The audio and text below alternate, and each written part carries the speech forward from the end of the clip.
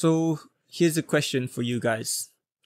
Have you ever felt nostalgia for something you've never actually experienced?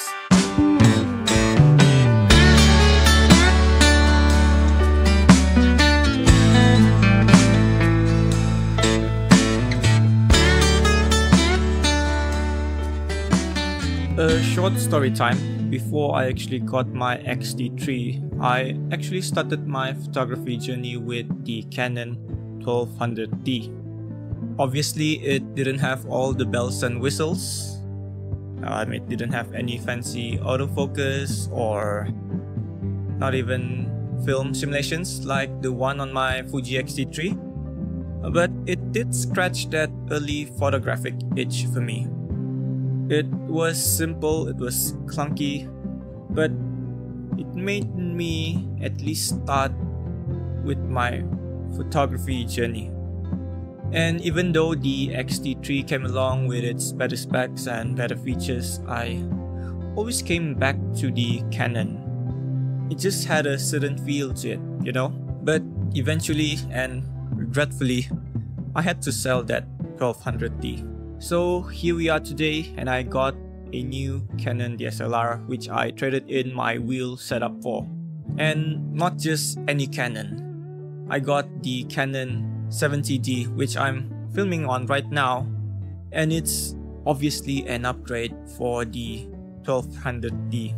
I've never used a 70D before. I think I held one once that I borrowed from a friend, but compared to my 1200D, it does feel weirdly familiar to me.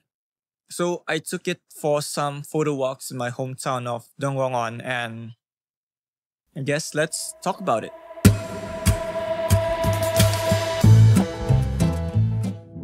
So these are just some of my warm-up shots during my walk to Donggongon itself. They could definitely benefit from better framing and more obvious subjects. But I think it's a good way to start any walk, or before you even start your photo walk, just to try and get the creative juices rolling. This shot here is definitely my favorite from this set right here. I saw the woman crossing the road as I was crossing the road myself. Then I just tried to quickly take a few pictures of her right in the middle of the road. So yeah, definitely one of my favorite shots, even from the rest of my photo walk that day. Let's just address the elephant in the room. The great ergonomics of a DSLR, and I totally miss this ever since I got the XT3. Its grip, its feel, and its chunkiness just fits right in my hand. No shade on the XT3, but even with the battery grip that I have on it all the time, it still cramps up my hands after a while. The 70D, however, it just feels like a well-worn glove. Its layout is simply intuitive. I still love the Fuji styles compared to the ones on the 70D, don't get me wrong, but Canon's button placement just works, I guess. And one of the best things I like about the buttons is the dedicated focus button, because I don't have to fiddle with the menus trying to find or trying to customize the buttons like I have to with the XT3. It's just there, and it's perfectly where my thumb rests all the time. These shots right here aren't anything special. I just want to show you guys the colors that the 70D can produce. But do keep in mind that all of these shots have a preset that I custom made applied to them. But the last shot right here is definitely my favorite, that showcases the ability of the camera to catch the colorful colors that is showcased from the trinkets that I saw. Tell me what you wanna do.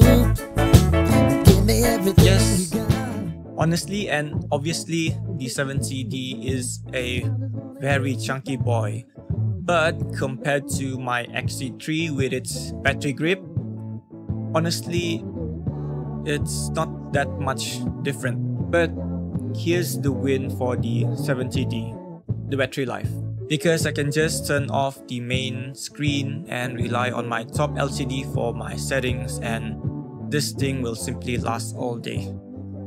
Ever since using this for any like walk around shoots or for like behind the scenes shoots, I've had no battery anxiety whatsoever.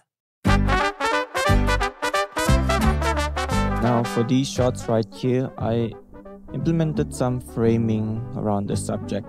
They're not the most obvious frames or the best pictures, but for this one I actually like how I captured a moment where the fishmonger was actually doing his thing, and we can actually see some fish heads right in front of his stall right there. But nothing is perfect, right? I guess I just got used to the tilt screen on the XT3 that the flip screen on the 70D just feels clunky and slow to operate. Of course, it is more versatile, but trying to flip it out and all that feels very slow to me.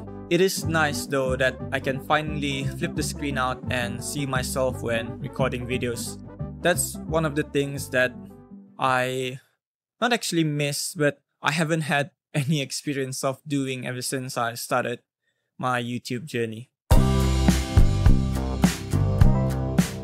One thing that these pictures have in common is the covered faces of the stall owners, either by the tents or the items they're selling.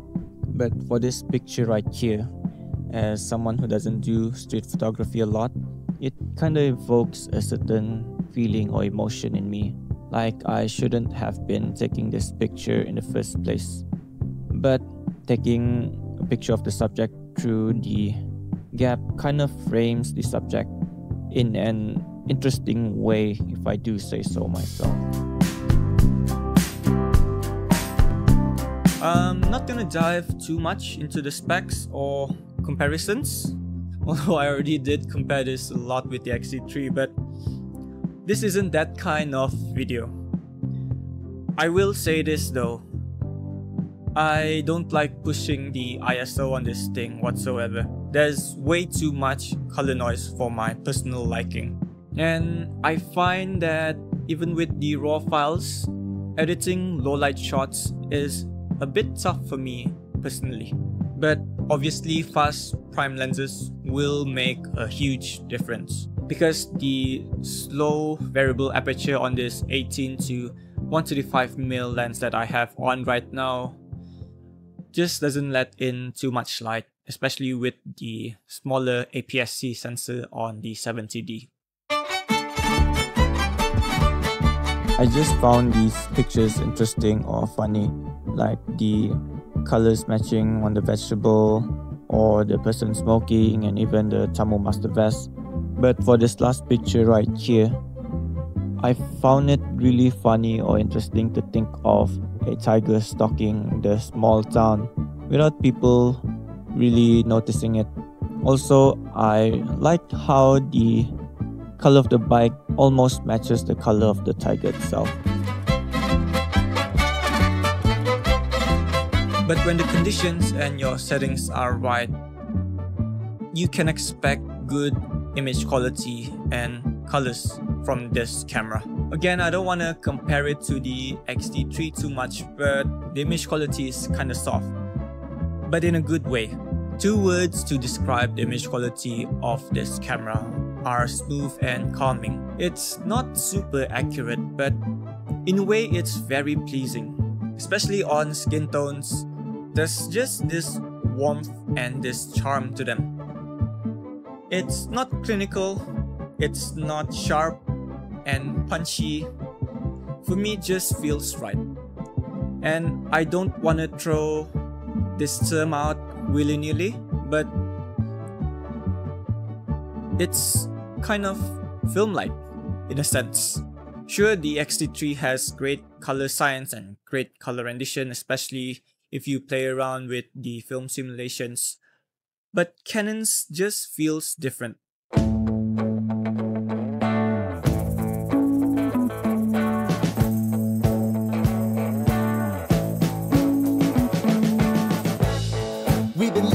since so long, all the feels are gone. Fella stopped me on the street last night, said everything's alright. Roller coaster, make it through the day, I'm right. Even though I've never owned a 70D before, it weirdly feels familiar. Like it's a nostalgia trip for me. I guess it is because I have owned the 1200D before. I guess without sounding too cheesy, it feels like I'm coming home after a long journey away. It reminded me why I started photography in the first place, and yes, it's not perfect, but those imperfections make me appreciate the XT3 more. And at the same time, those imperfections have grounded me because it reminds me that it's not the specs of a camera and it's not the gear that one uses.